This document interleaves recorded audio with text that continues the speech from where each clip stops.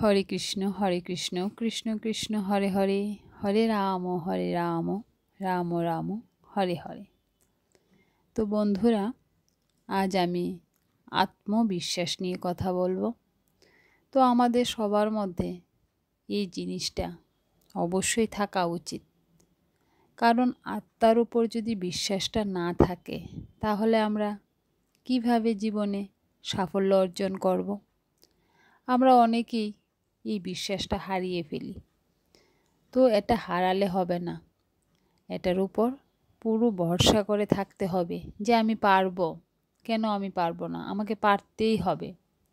তাহলেই আমরা সব সমস্যার সমাধান করতে পারবো, সব কাজে অগ্রসর হতে পারবো, কোনো কাজেই বিফলে যাবে না।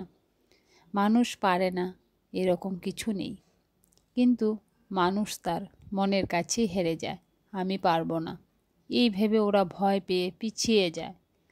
কিন্তু মানুষ পারবে না এরকম কিছুই নেই এই সংসারে।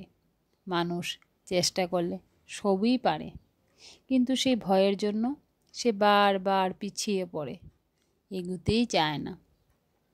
তাই শ্রীকৃষ্ণ বলেছেন, মনের মধ্যে জোর আনো, বিশ্বাস আনো, সবসময় বলো আমি পারবো, আমাকে পারতেই হবে। সেই রকম একটা গল্পই তোমাদের সামনে আজ আমি তুলে ধরছি। তো গল্পটা হলো, এক ব্যক্তি একটা হাতিদের ক্যাম্পের কাছ দিয়ে হেঁটে যাচ্ছিলেন। মানে হাতি যেখানে লালন পালন করা হয়, আমরা অনেক সময় ফার্মও বলি, সেদিক দিয়ে লোকটি হেঁটে যাচ্ছিল। সেখানে অনেক ছোট বড় হাতি দড়ি দিয়ে বাঁধা ছিল। তিনি দেখলেন অনেক বড় বড় হাতি শুধুমাত্র একটা দড়ি দিয়ে বাঁধা আছে, কিন্তু তারা কোনো রকম চেষ্টাই করছে না ওই দড়ি ছিঁড়ে চলে যাওয়ার। কিন্তু দুটো ছোট ছোট হাতিকেও ওই রকম ওই জায়গায় দেখতে পাওয়া যাচ্ছে। সেই একই রকম দড়িতে বাঁধা আছে, কিন্তু তারা অনেক চেষ্টা করছে ওই দড়িটা ছিঁড়ে বেরিয়ে যাওয়ার, কিন্তু কিছুতেই তারা পারছে না। এই দৃশ্য দেখে কৌতূহলবশত সেই ব্যক্তি, যিনি হাতিদের পরিচালনার দায়িত্বে ছিলেন, তাকে জিজ্ঞাসা করলেন, আচ্ছা, আপনারা যে এত বড় বড় হাতিগুলিকে শুধুমাত্র একটি দড়ি দিয়ে বেঁধে রেখেছেন, এরা পালিয়ে যায় না? বা কাউকে কোনো রকম পালিয়ে যাওয়ার চেষ্টা করতেও তো দেখছি না। তবে ওই দুটো ছোট হাতিকে দেখছি অনেক চেষ্টা চালাচ্ছে দড়িটা ছিঁড়ে পালিয়ে যাওয়ার। তখন ওই পরিচালক বললেন, এই যে ছোট ছোট হাতিগুলি দেখতে পাচ্ছ, এদের নতুন আনা হয়েছে, আর এই দড়িটা কিন্তু এই ছোট ছোট হাতিগুলিকে বেঁধে রাখার জন্য যথেষ্ট মজবুত। তাই ছোট ছোট হাতিগুলো অনেক চেষ্টা করেও এই দড়ি ছিঁড়ে যেতে পারে না। অনেক চেষ্টা করার পরও যখন এরা দড়ি ছিঁড়ে যেতে পারে না, তখন এরা বিশ্বাস করে নেয় যে এদের পক্ষে এই দড়ি ছিঁড়া অসম্ভব। তাই এরা বড় হয়ে গেলেও আর চেষ্টা করে না। ওরা শুধু ভাবে যে আমরা এই দড়িটা আর ছিঁড়তে পারবো না, বা আমাদের দ্বারা এটা সম্ভবও না। কিন্তু এখন এই দড়িটা ছিঁড়া এদের কাছে সামান্য ব্যাপার, কিন্তু এরা এখনও মনে করে যে এই দড়ি ছিঁড়া সম্ভবই নয়, কিছুতেই পারবে না, কখনোই তারা পারবে না। আমরাও জীবনে এই হাতিদের মতো একই ভুল করে থাকি। অনেক সময় আমরা কোনো কাজ করতে গিয়ে ব্যর্থ হই এবং পুনরায় আর চেষ্টা করি না। ওই কাজটা করার জন্য হয়তো পরে আমরা অনেক উপযুক্ত হয়ে গেছি ওই কাজটা করার জন্য, কিন্তু তাও আমরা চেষ্টা করি না, এই ভেবে যে আমাদের দ্বারা ওই কাজ আর হবে না। তাই কখনো নিজের উপর আত্মবিশ্বাস হারিও না, আরও চেষ্টা করো, চেষ্টা ছেড়ো না। হরে কৃষ্ণ কৃষ্ণ কৃষ্ণ হরে হরে, হরে রাম রাম রাম হরে হরে। আমরা অনেক সময় অনেক কিছু দেখতে পাই আমাদের চারপাশে, আমাদের জীবনে। দেখে আমরা কি করি? আমরা ভেঙে পড়ি। কারুর জীবনে যদি কোনো দুঃখ ঘটে, তাতে আমরা ভেঙে পড়ি। তখন মনে হয় যে আমাদের দ্বারা আর হবে না। এইভাবে আমরা সব সময় ভেঙে পড়ি। ভেঙে পড়ে একটা সময় আমাদের জীবনটার বড় ক্ষতি করে ফেলি।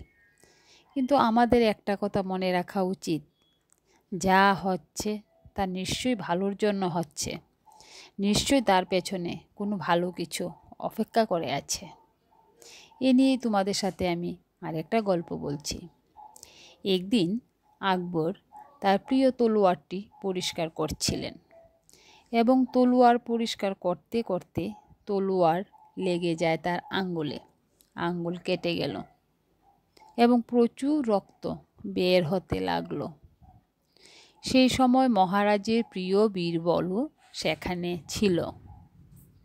বীরবল দেখতে পেল মহারাজার আঙুলটা কেটে গেছে। তখন সে বলল, মহারাজ, যা হয় ভালোর জন্যই হয়। এই কথা শোনা মাত্র মহারাজ খুব রেগে গেলেন এবং বীরবলকে বললেন, বীরবল, তোমার এত সাহস! আমার আঙ্গুল কেটে গেছে আর তুমি বলছো যা হয় ভালোর জন্যই হয়।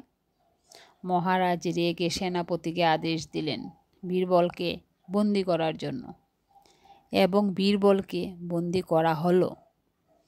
কিছুদিন পর মহারাজা শিকারে গেলেন এবং জঙ্গলে ঘুরতে ঘুরতে সবার থেকে আলাদা হয়ে পড়লেন।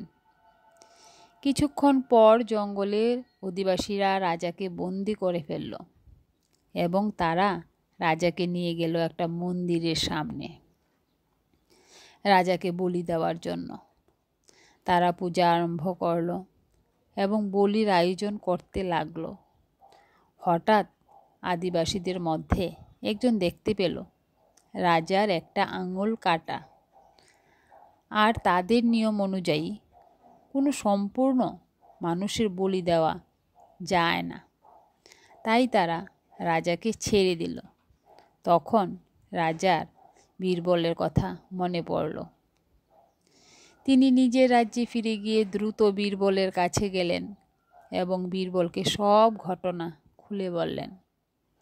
সব শোনার পর বীরবল বলল, আমি তো আগেই বলেছিলাম মহারাজ, যা হয় ভালোর জন্যই হয়। মহারাজ এবার বললেন, আচ্ছা, সে না হয় বুঝলাম, আমার সঙ্গে ভালো হয়েছে, কিন্তু তোমার সঙ্গে কি ভালো হয়েছে শুনি। তখন বীরবল হেসে বলল, আমার সঙ্গে তো আরও ভালো হয়েছে মহারাজ। মহারাজ এবার একটু অবাক হয়ে বললেন, কিভাবে? বীরবল বলল, দেখুন মহারাজ, আপনি যদি আমাকে জেলে বন্দি না করতেন তাহলে আমিও আপনার সঙ্গে শিকারে যেতাম, আর আপনার তো আঙ্গুল কাটা আছে বলে ওরা আপনাকে ছেড়ে দিত, কিন্তু আমাকে ওরা বলি দিয়ে দিত। সুতরাং যা হয় ভালোর জন্যই হয়। আমাদের জীবনেও মাঝে মাঝে এমন খারাপ কিছু হয় যার জন্য মনে হয় আমার সঙ্গে এত খারাপ কি করে হতে পারে। আসলে যেটাকে আমরা এত খারাপ ভাবি, আসলে সেটা ততটা খারাপ নয়, উল্টো ভালো কিছু হয় আমাদের জন্য, কিন্তু তা আমরা বুঝতে পারি না। এটা বোঝার জন্য শুধু সময়ের প্রয়োজন। সময় পেরিয়ে গেলে ঠিক বুঝে যাবেন যে আপনার সঙ্গে কি ভালো হয়েছিল। আচ্ছা ভাবুন তো, এমন কোনো ঘটনা যা আপনার সঙ্গে অতীতে হয়েছে এবং তখন আপনার খুব খারাপ লেগেছিল, আর এখন ভাবুন তো তার জন্য আপনার কি কি ভালো হয়েছে বা হচ্ছে। তাই যা হয় ভালোর জন্যই হয়। হরে কৃষ্ণ কৃষ্ণ কৃষ্ণ হরে হরে, হরে রাম রাম রাম হরে হরে। নমস্কার বন্ধুরা, তোমাদের সাথে আবার একটা নতুন ভিডিওতে দেখা হচ্ছে। ভালো থেকো, সুস্থ থেকো। হরে কৃষ্ণ, রাধে রাধে।